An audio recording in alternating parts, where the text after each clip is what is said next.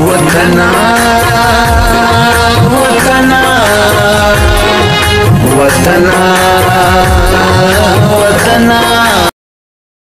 سلامونه ګرانو کتونکو، هیله لرم چې تاسو به ټول روغ جوړ او خوشحاله یاست. زه ستاسو کوربه عظیم خان مندوخیل، تاسو ګورئ وطن چینل. ګرانو کتونکو، لکه څنګه چې تاسو ته معلومه ده د ارشد خان په ډایرکشن کې د لوی اختر د پاره چې کوم نوی فلم جوړ شوی دی شهنشاه باچا، د دې فلم متعلق تاسو سره اهم معلومات شیر کوم. خو تر دې لمخه تاسو ته پکار دی زما چینل سبسکرایب کی، شیر کی، فالو یې کاستا او په خاصه توګه بهترین کمنټس باندې ولیکئ، نو ستاسو د کمنټس په ذریعه به زه پروګرام نورم ښایسته کړم. ګرانو کتونکو، راځم خپل اصل موضوع ته. موضوع دا دی چې د لوی اختر د پاره چې کوم فلم ارشد خان په ډایرکشن کې تیار شوی دی شهنشاه باچا. شهنشاه باچا فلم دا ټیم مکمل کمپلیټ دی، معمولی غوندې کار پاته دی. هغه کار د ډبینګ دی. د ډبینګ کار به هم په دا 2-3 ورځو کې سر ته ورسیږي، نو دا فلم به د مختلفو سینمو د پاره بالکل تیار سی. په دې فلم کې ډیرو تجربه کارو اداکارانو د خپل فن مظاهره کړې ده. شاهد خان، ارباز خان، خالده یاسمین او له دې سره سره حسین خان سواتی په اول ځل په دې فلم کې د مین مرکزی ویلن کردار ادا کوي. د شهنشاه باچا کہانی سلیم مراد صاحب لیکلی ده، د دې ایډیټر صاحبزاده صاحب دی او د میوزک فرایز شاکر زیب صاحب تر سره کوي. پښتو فلم انډسټری کې چې یو فلم ساز یو فلم جوړوي، نو د هغه اول کوشش دا وي چې زما فلم ته غټ سرکټ میلاو سي، یعنی ډیرې سینمې میلاو سي. نو په ډیرو سینمو کې که دا فلم وچلیږي نو دا به ډیر ښه بزنس وکي. ارشد خان خوش قسمت فلم ساز دی چې په اول ځل ودته د خیبر پختونخوا او د کراچۍ سینمې میلاو سوي دي چې د دې فلم به د لوی اختر په ورځ باندې نمایش کیږي.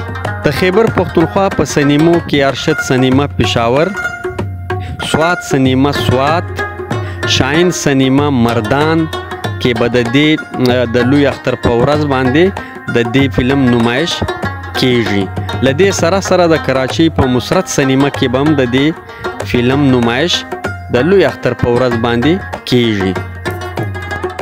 ارشد خان په خپل فلم شهنشاه باچا کې چې کومو اداکارانو ته کردارونه ورکړي دي هغو ته زبردست ډایلاګونه ورکړي دي او هغه ډایلاګونه په ډیر فن، په ډیر هنر، په ډیر کمال باندې په فلم کې ویلي دي چې دا به د کتونکو خوښ سي.